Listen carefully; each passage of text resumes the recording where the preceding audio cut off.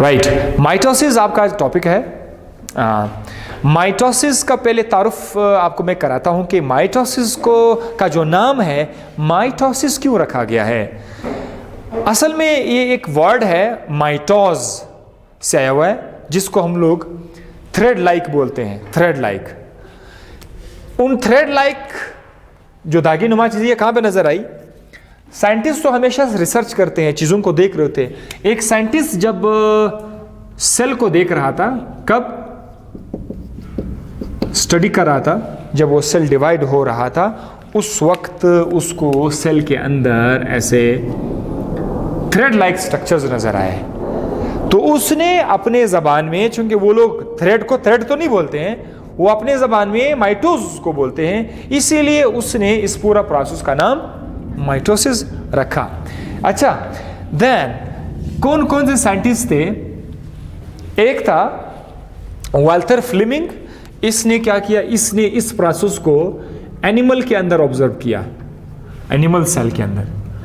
और स्ट्रासबर्गर ने इस प्रोसेस को प्लांट सेल के अंदर ऑब्जर्व किया। इन दोनों साइंटिस्ट, प्लांट के अंदर भी माइटोसिस होती है, एनिमल के अंदर भी माइटोसिस होती है। अब आ जाते हैं डेफिनेशन की तरफ। डेफिनेशन क्या है माइटोसिस की? कि एक इस तरह का सेल डिवीजन, इस पर ऑलरेडी हम बात कर चुके हैं पिछले लेक्चर में, और जो लोग वीडियो देख रहे हैं वो टॉपिक से ढूंढ सकते हैं। वाई सेल डिवाइड वाले टॉपिक में हमने ये पढ़ा था, सेल डिवाइड क्यों होता है।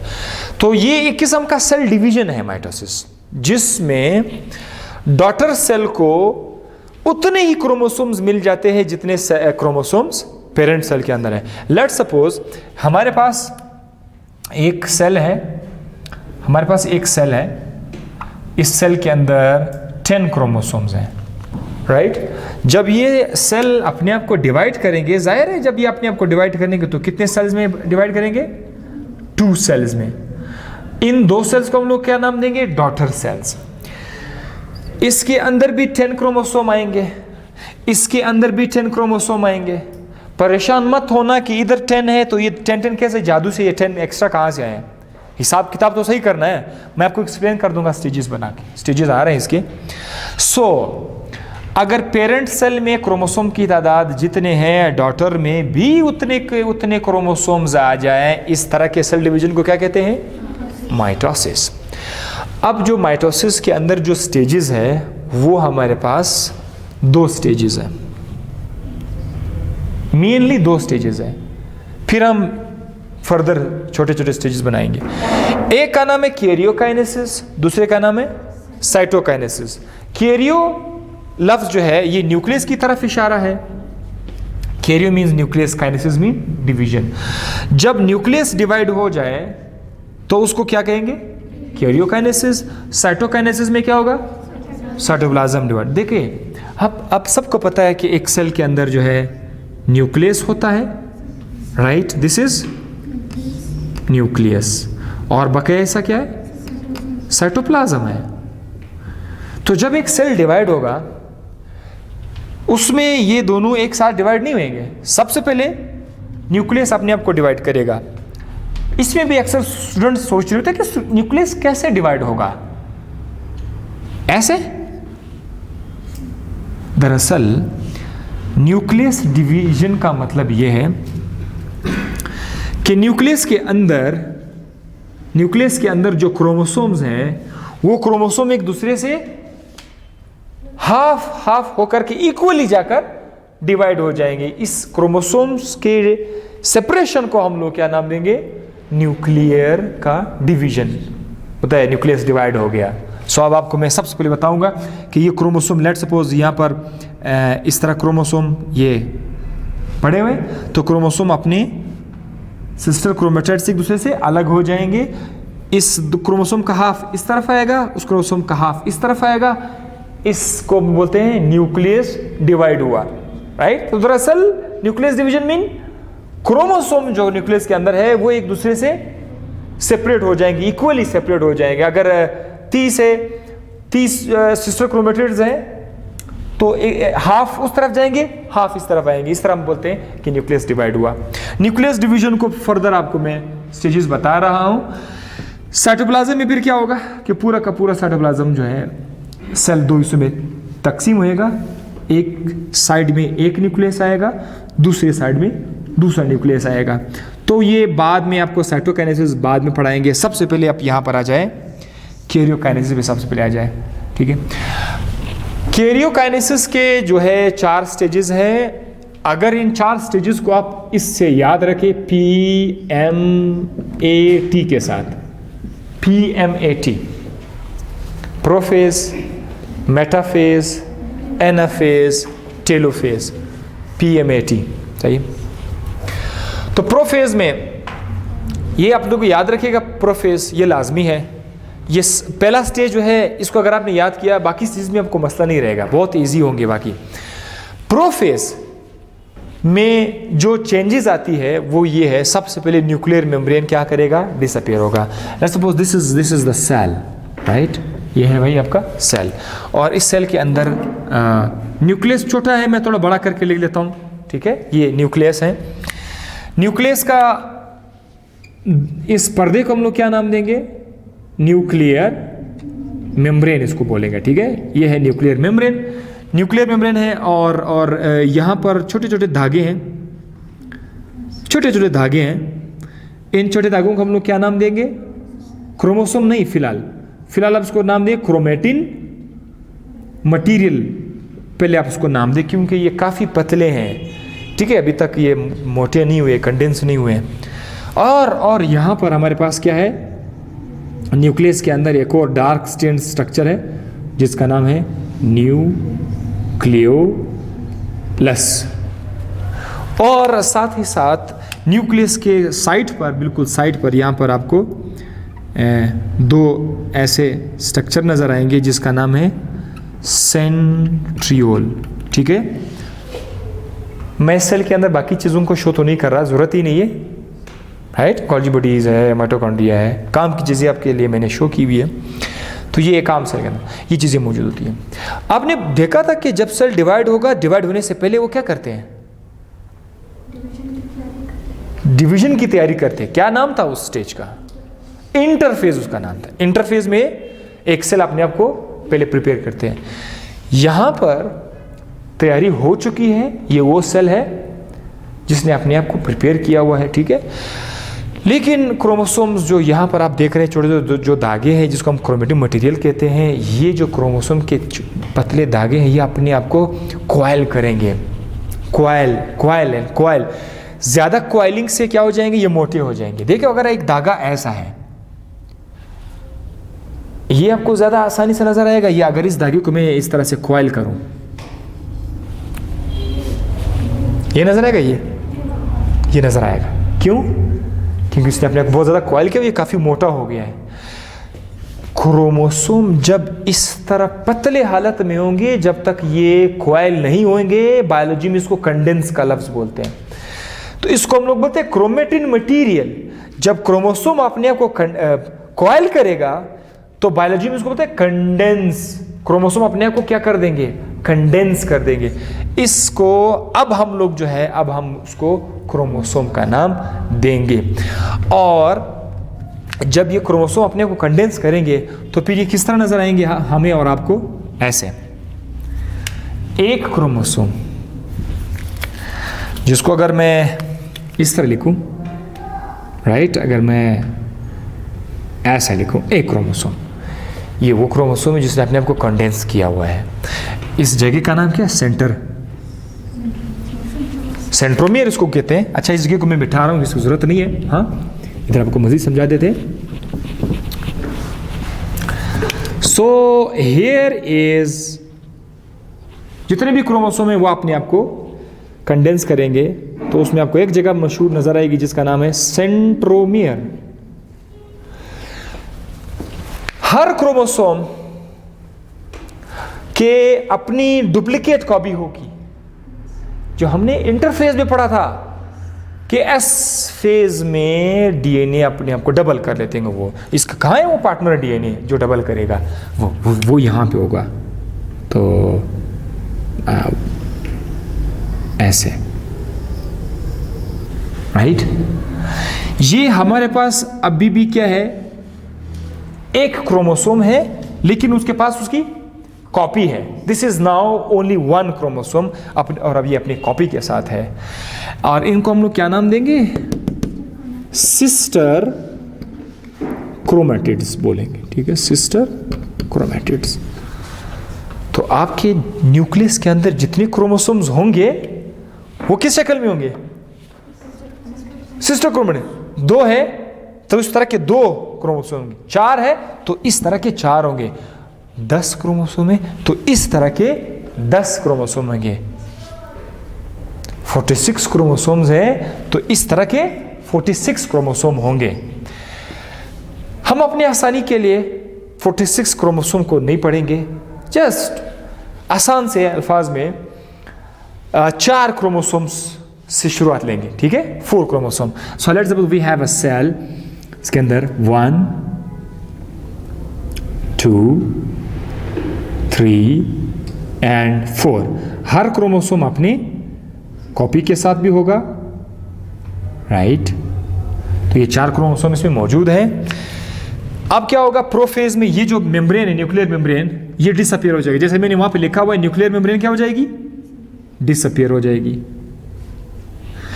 क्रोमोसोम नजर आ गए, जब न्यूक्लियर मेम्ब्रेन डिसअपियर हो जाएगी तो ये न्यूक्लियोलस जो था ये भी क्या हो जाएगा, ये भी डिसअपियर हो जाएगा, न्यूक्लियस डिसअपियर हो जाएगा, न्यूक्लियर मेम्ब्रेन डिसअपियर हो जाएगा। ये क्या पड़ा हुआ है, सेंट्रियोल। सेंट्रियोल की 2 कॉपी बनेगी, 2 कॉपीज बनेंगी, इनमें से एक कॉपी जो है इस तरफ आएगी, यहां आके स्टे करेगी। सो हमारे पास सेंट्रियोल की 2 कॉपीज आ गई। ये जो आप लोग अभी पढ़ रहे हैं सब कुछ, ये प्रोफेज चल रहा है, सही है। सेंट्रियोल से धागे नुमा स्ट्रक्चर्स निकलेंगे, प्रोटीन के बने हुए धागे नुमा स्ट्रक्चर्स निकलेंगे सेंट्रियोल से। वो धागे 3 तरह के धागे होंगे, 3 टाइप्स के। उनमें से एक इस तरह का धागा होगा जो लंबे तो नहीं होंगे, बहुत छोटे होंगे, सही है, लंबे तो नहीं होंगे, बहुत छोटे छोटे धागे होंगे। इनका नाम हम लोग रखेंगे एस्टर्स। क्या नाम रखेंगे, एस्टर्स या एस्ट्रल माइक्रो ट्यूब्यूल।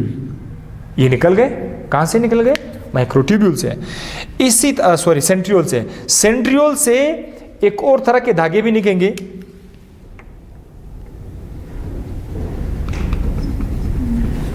जो कि यहां से मूव करता हुआ इस तरफ आएंगे, ठीक है।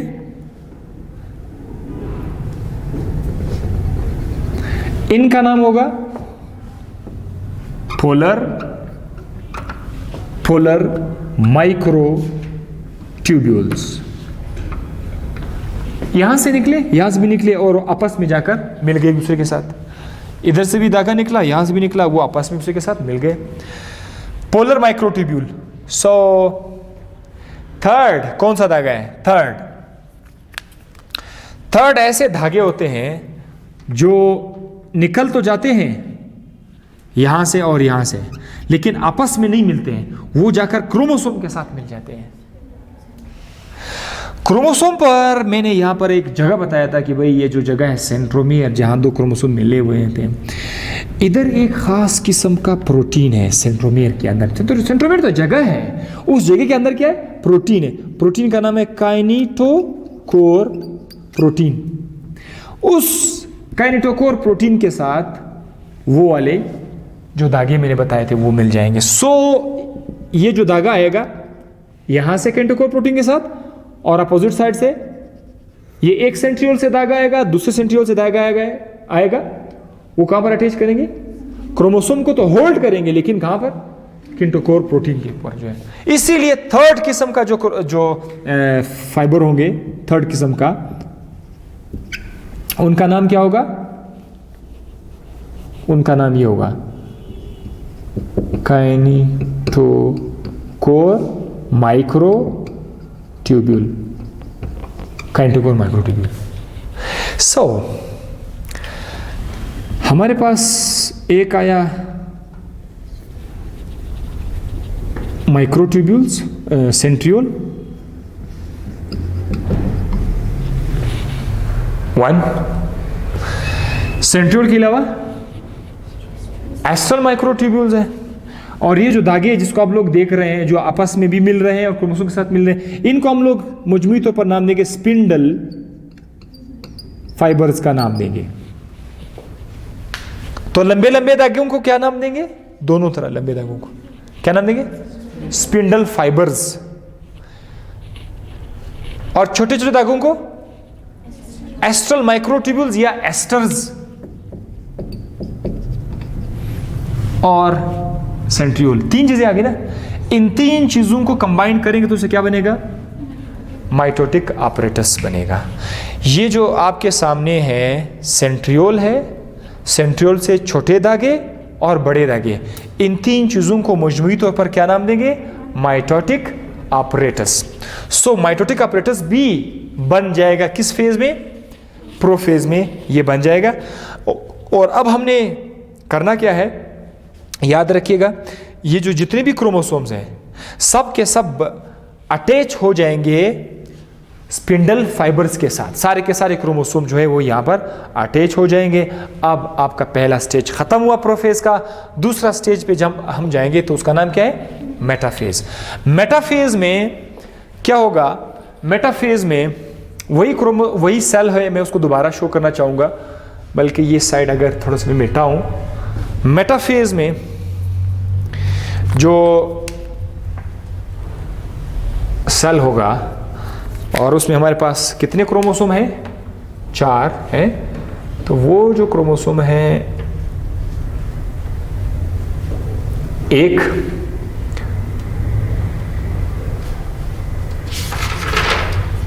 ये हुआ दूसरा क्रोमोसोम, और ये हुआ तीसरा क्रोमोसोम। या थोड़ा सा स्पेस कम कर दूं, 1 2 3 एंड कितने क्रोमोसोम है? 4 क्रोमोसोम है। यहां पर क्या चीज मौजूद था? सेंट्रियोल मौजूद था। सेंट्रियोल से धागे आए थे यहां से क्रोमोसोम के सेंट्रोमेर के साथ, किंटोकोर के साथ, और यहां से धागा आया था किंटोकोर। फिर यहां से एक और धागा आया था किंटोकोर। ये सारे के सारे क्रोमोसोम के किंटोकोर के साथ अटैच हो जाएंगी। वहां पर क्रोमोसोम्स बेतरतीबी से अटैच थे, यहां पर क्रोमोसोम तरतीब से सेल के सेंटर में इस तरह से लाइन अप हो जाएंगे। इस तरह हमारे पास जो स्ट्रक्चर बना, इसको कहते हैं इक्वेटोरियल प्लेट। इक्वेटर वैसे सेंट्रल पार्ट को बोलते हैं, जैसे हमारी ज़मीन के ऊपर जो इक्वेटर लाइन है, सेल की जो सेंट्रल लाइन है, सेंट्रल लाइन, यहाँ पर क्रोमोसोम इस तरह से अरेंज हो जाएंगे, इसको कहते हैं equatorial plate. So this was very easy, इसमें कोई ख़ास चीज़ नहीं थी, पहला स्टेप बहुत ज़्यादा ज़रूरी था। इक्वेटोरियल प्लेट बनेगा, राइट। अब जो तीसरा स्टेज है, तीसरा स्टेज जो है उसका नाम क्या है? उसका नाम है, third phase is called as anaphase. Anaphase. Anaphase में ये बहुत मेहनती स्टेज है। इसमें पुलिंग होती है, अट्रैक्शन होती है, कंट्रैक्शन। ये जो छोटे छोटे धागे हैं स्पिंडल फाइबर्स, ये प्रोटीन के बने हुए होते हैं, सही है, और ये कंट्रैक्ट करते हैं, राइट। ये क्या करेंगे? ये कंट्रैक्ट करेंगे। ये धागा इस सेंथ में कंट्रैक्ट करेगी और वो धागा इस साइड पे जाके क्या करेगी? कंट्रैक्ट करेगी। तो इसमें एज अ रिजल्ट होगा क्या कि ये जो सिस्टर क्रोमेटिड्स थे जो एक दूसरे के साथ अटैच थे सेंट्रोमियर में, ये एक दूसरे से क्या हो जाएंगे? अलग हो जाएंगे। एक सिस्टर क्रोमेटिड इस तरफ आएगा, दूसरा दूसरी तरफ आएगा। इसी तरह यहां पर एक क्रोमेटिड इस तरफ आएगा, दूसरा क्रोमेटिड उस तरफ आएगा, राइट। तो कुछ ऐसा होगा, कुछ नक्शा कुछ इस तरह से बनेगा अब आपके लिए।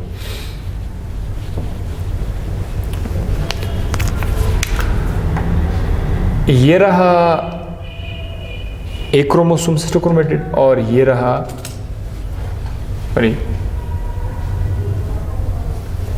This is not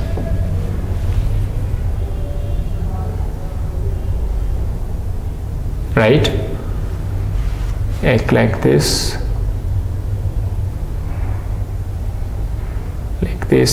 and like this, इसी तरह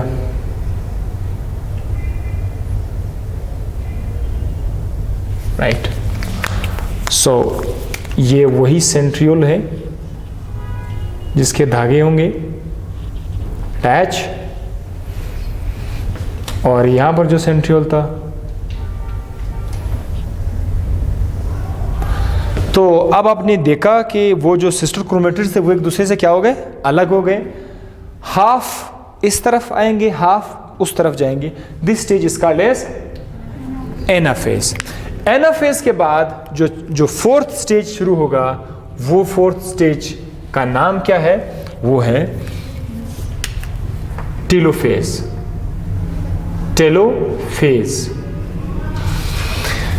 टेलोफेज में सेल का लिखना होगा पहले। ये सेल है, 4 क्रोमोसोम इस तरफ आए,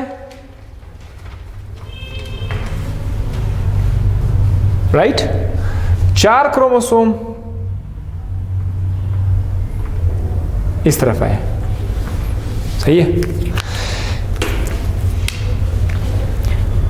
टेलोफेज में वही होगा जो प्रोफेज में हुआ था, लेकिन उसका अपोजिट। प्रोफेज में जो हुआ था उसका अपोजिट यहां पर आपको मिलेगा। मिसाल कैसे, वहां पर न्यूक्लियर मेम्ब्रेन गायब हुई थी, यहां न्यूक्लियर मेम्ब्रेन बन जाएगी, इसके ऊपर भी बन जाएगी, इसके ऊपर भी बन जाएगी। वहां पर माइटोटिक अपरेटस बन गया था, यहां पर माइटोटिक अपरेटस डिसअपीयर होएगा। वहां पर न्यूक्लियस डिसअपीयर हुआ था, यहां पर न्यूक्लियस आ जाएगा। वहां क्रोमोसोम्स मोटे हो गए थे, कंडेंस हो गए थे, यहां पर दोबारा से डिकंडेंस हो जाएंगे। सो टेलोफेज बहुत आसान है, इसीलिए क्योंकि वो पहले फेज का अपोजिट है। ये होगा भाई, यहां तक आपने देखा ये एक सेल है और उस सेल के अंदर न्यूक्लियस कितने हैं, न्यूक्लियस ने अपने आप को डिवाइड कर दिया। तो भाई ये स्टेज हुआ आपका खत्म, कैरियोकाइनेसिस आपका हुआ फिनिश्ड। अब हम आ जाते हैं दूसरे स्टेज पर, क्या नाम था उसका, साइटोकाइनेसिस। सो साइटोकाइनेसिस में क्या होगा, मैं जस्ट इसी सेल के जो है यहां पर नाम चेंज करूंगा, लिखूंगा साइटोकाइनेसिस, इधर ही लिख देते हैं, हाँ इधर ही लिख लेता हूं भाई, स्टेज नंबर बी, साइटोकाइनेसिस।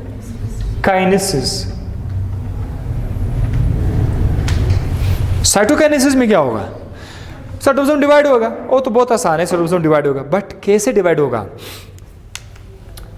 इसको क्या कहते हैं, इस जगह को सेल मेम्ब्रेन कहते हैं ना। सेल मेम्ब्रेन के साथ अटैच है कुछ प्रोटीन जिसका नाम है actin and myosin. Actin myosin कौन से प्रोटीन है, कॉन्ट्रैक्टाइल प्रोटीन है कि नहीं, याद है आपको, यस कॉन्ट्रैक्टाइल प्रोटीन है एक्टिन मायोसिन, जो आपके मसल के अंदर होते हैं, सही। ये रबड़ की तरह कंट्रैक्ट करते हैं। ये प्रोटीन आपके सेल मेम्ब्रेन के अंदर मौजूद है। इनको एक सिग्नल मिल जाता है कि आप लोग कंट्रैक्ट हो जाओ। सिग्नल कहां से मिलेगा, सिग्नल मिलेगा वो जो आपने एस्टर्स सुना था ना, पढ़ा था अभी कुछ टाइम पहले, एस्टर जो छोटे छोटे धागे हैं, एस्टर सिग्नल भेज देगा इन सेल के ऊपर, मेम्ब्रेन के ऊपर जो एक्टिन मायोसिन के फिलामेंट है उनको बोलेगा आप कंट्रैक्ट करें। जब वो कंट्रैक्ट करेगी तो ये जो सेल मेम्ब्रेन है, क्योंकि सेल मेम्ब्रेन पर वो फिलामेंट है, तो सेल मेम्ब्रेन क्या करेगी, अंदर की तरफ बेंड हो जाएगी। और ये जो सेल मेम्ब्रेन है यहां से भी क्या करेगी, अंदर की तरफ ये सेल मेम्ब्रेन बेंड हो जाएगी, सेंटर की तरफ आएगी। इसको हम लोगों ने नाम दिया हुआ है cleavage furrow, that is called as cleavage furrow.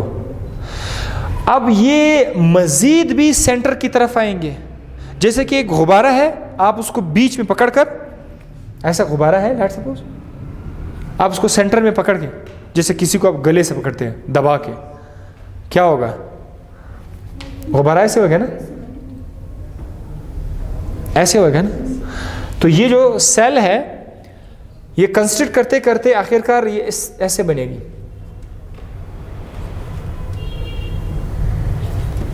Cell membrane है बिल्कुल एक दूसरे के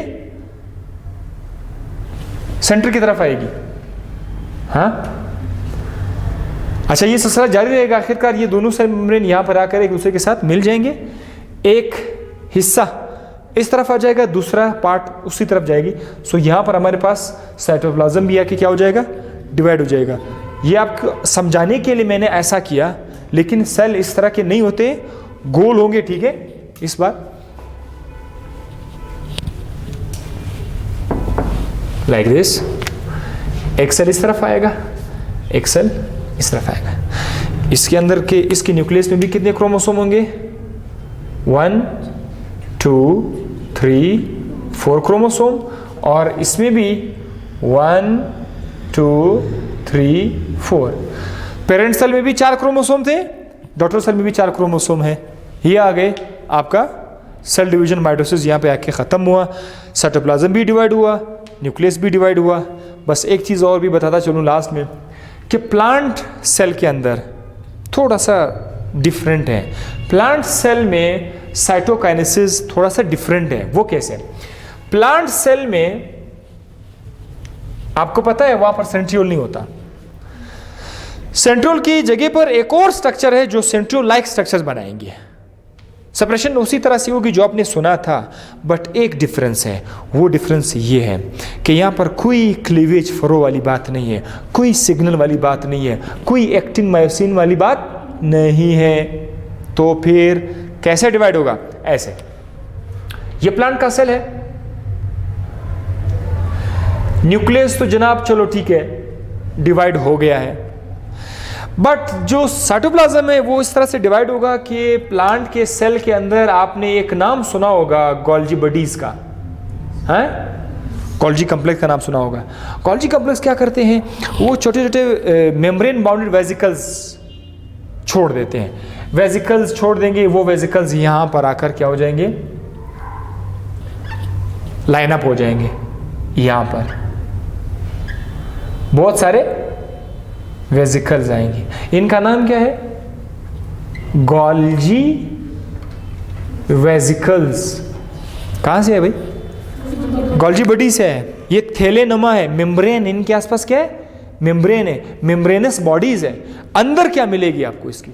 इसके अंदर आपको मिलेगी भाई सेलुलोज, पेक्टिन वगैरह। वो जो सेलवाल के जो मटेरियल है वो इस थैलियम के अंदर पड़े हुए हैं, ठीक है। तो इन वेजिकल्स ने अपने आप को क्या किया? लाइन अप कर दिया। This is called as phragmoplast. इसको हम क्या नाम देंगे? फ्रेगमोप्लास्ट। ये फ्रेगमोप्लास्ट बन जाएगा। ये जो वेजिकल्स है, वेजिकल के जो मेम्ब्रेन होती हैं, मेम्ब्रेन, ये वाले मेम्ब्रेन इस सेल का मेम्ब्रेन बनेगा, और वो साइड का जो मेम्ब्रेन है वो इस सेल का सेल मेम्ब्रेन बन जाएगा। सो ये रहा एक सेल मेम्ब्रेन, ये रहा दूसरा सेल मेम्ब्रेन। आपको तो पता है गोल्जी बॉडी वेजिकल के अंदर सेलवाल मटेरियल भी है। तो बीच में जो है, बीच में सेलवाल आ जाएगा, इनके बीच में प्राइमरी वाल, सेकेंडरी वाल, पेक्टिन, जो भी लिग्निन है, वो सारी के सारी चीजें यहां पर डिपॉजिट हो जाएंगी। फिर तो आप चले जाएंगे फर्स्ट ईयर की बायोलॉजी में, जहां पर आपने सेल वाल को अलग से लेक्चर में पढ़ा था। तो आप फर्स्ट ईयर की बायोलॉजी में जाकर सेल वाल देख लें। ये इस तरह से बनेगा, एक सेल दूसरे सेल से इस तरह से डिवाइड होगा। सो होप आपको माइटोसिस यहां तक समझ आ गया होगा। इंपॉर्टेंस की तरफ आते हैं। माइटोसिस की क्या अहमियत है? What is the importance of mitosis? Importance of mitosis वो फिर क्या है,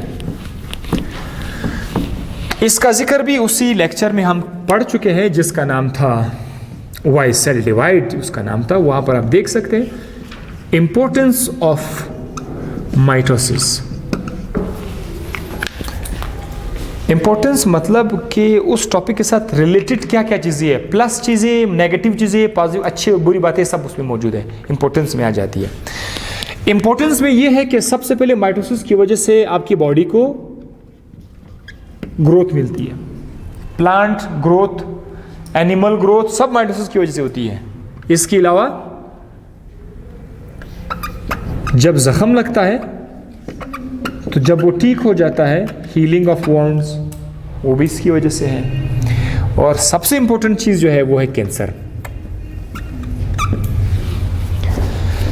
कैंसर का मतलब है क्या चीज, हम लोग अक्सर सुनते हैं फलाने को कैंसर है। कैंसर का मतलब ये है uncontrolled cell division, uncontrolled cell division. आपके जिस्म में जो सेल होते हैं वो अपने आप को डिवाइड करते हैं विदाउट एनी ऑर्डर,